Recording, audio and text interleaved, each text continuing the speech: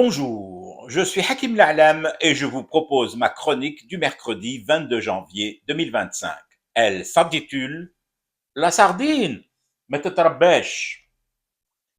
La sardine à 1600 dinars le kilo, la dorade à 1300 dinars. Fort gentiment, une amie m'explique sur la toile que cet écart, cette dorade moins chère que la sardine, c'est dû au fait que la dorade est élevée en bassin. Comment elle l'appelle déjà, cette amie? Ah oui, la dorade d'élevage. Merci, ami, de combler les trous abyssaux de mon ignorance en ressources halieutiques, en catégories de poissons et en classification sauvage et élevage. Je me sens déjà pousser des écailles de fahma sur tout le corps. Ce qui ne m'empêche pas, cependant, de me poser encore quelques questions.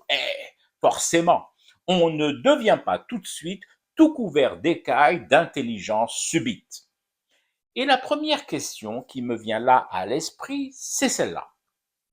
Pourquoi ne pas élever la sardine? À peine ai-je eu le temps de poser ma question innocente que des gueules de mérous féroces m'ont sauté dessus et mordu de remarques aussi pertinentes que celle-ci. Espèce d'ignare, la sardine est une catégorie dite sauvage, c'est-à-dire de mer. Ou encore cette autre. Toutes les espèces de poissons ne sont pas éligibles à l'élevage yahmar. Pour faire élevage d'un poisson, il faut en maîtriser parfaitement le cycle de vie et vérifier après moult expériences que cette espèce, par rapport à d'autres, s'adapte aux conditions de la captivité. Purée! Mais qu'est-ce que j'ai avancé en quelques minutes à peine dans l'acquisition des fondamentaux de la pêche? Bon, c'est un peu violent comme méthode d'apprentissage, je l'admets, mais rudement efficace. Donc, il faut maîtriser le cycle de vie de la sardine. Bizarre tout de même. J'ai toujours cru naïvement que certains parmi nous, surtout les barbus à poil et à vapeur, avaient un don quasiment surnaturel, celui de maîtriser parfaitement le cycle de vie et de mort de la sardine des Édiennes, au point où ils sont imbattables lorsque toi, freluqué au panier de course vide, tu te poses la question à haute voix: Yel Ikhwa, pourquoi il n'y a pas de sardine au marché? Ou encore, les frères, la sardine aussi chère qu'un amortisseur de Maruti, vous trouvez ça normal?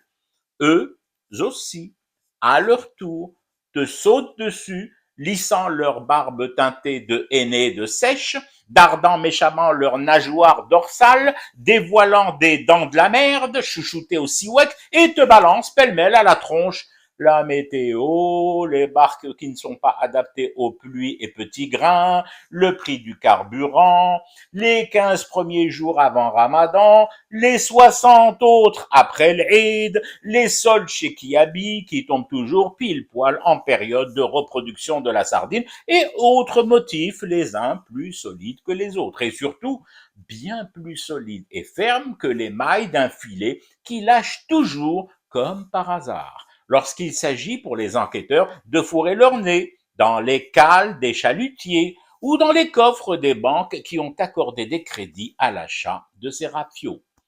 Et me voilà donc repartant vers chez moi, le panier vide et l'âme en peine. La sardine ne peut pas être élevée. La sardine, la sardine ne s'éduque pas en bassin, ni en bassin d'élevage, ni ailleurs, en baignoire, encore moins en aquarium. La sardine est une rebelle selon la charia marine. Tu veux l'avoir à ta table? Tu paies le prix, petit mécréant. Désolé les frères des chalutiers, mais à 1600 dinars, je passe mon tour.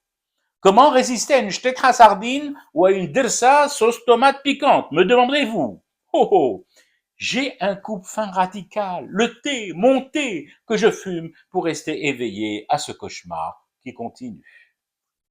C'était Hakim La'alam, je vous retrouve demain pour une autre chronique et une autre façon de dire son amour à l'Algérie.